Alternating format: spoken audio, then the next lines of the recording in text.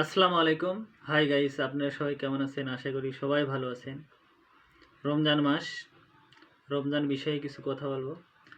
12 মাসের মধ্যে একটি মাস, সে একটি মাস হলো রমজান মাস।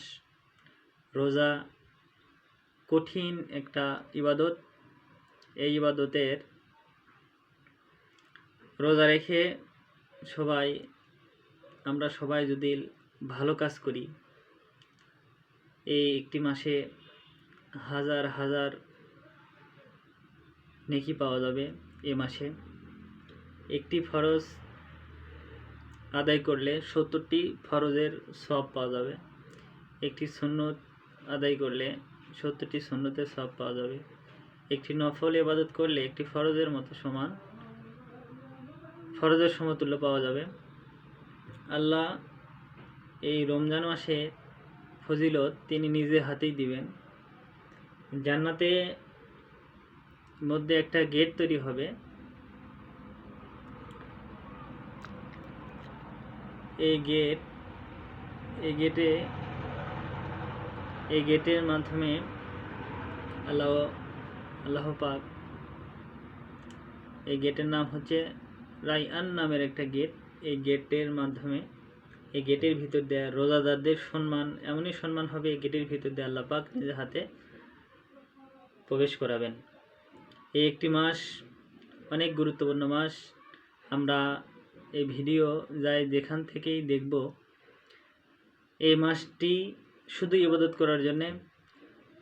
এই ফজিলত অনেক। এই মাসে, রমজান মাসে খাবার আমরা যে খাবো, এই খাবারের কোনো হিসাব নেবেন না আল্লাহ তাআলা। আর অন্যান্য মাসের আল্লাহ তাআলা হিসাব নেবেন। এই মাসে আমরা সবাই বেশি বেশি করে ইবাদতের মধ্যে মশগুল থাকব।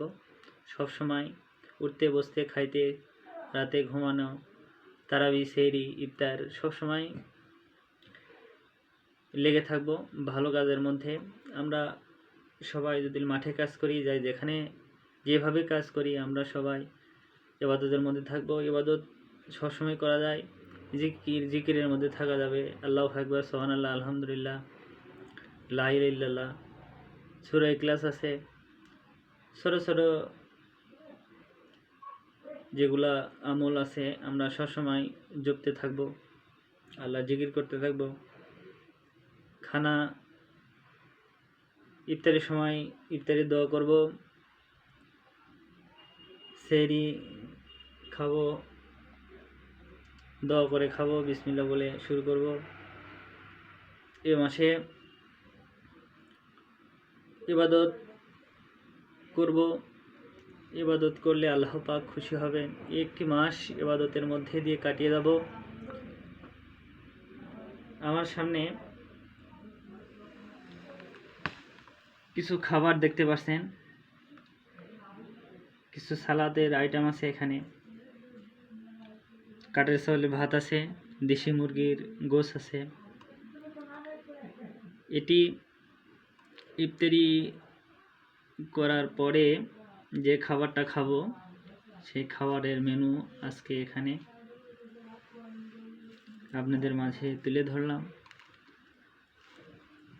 বন্ধুগণ, আশা করি সবাই ভালো থাকবেন।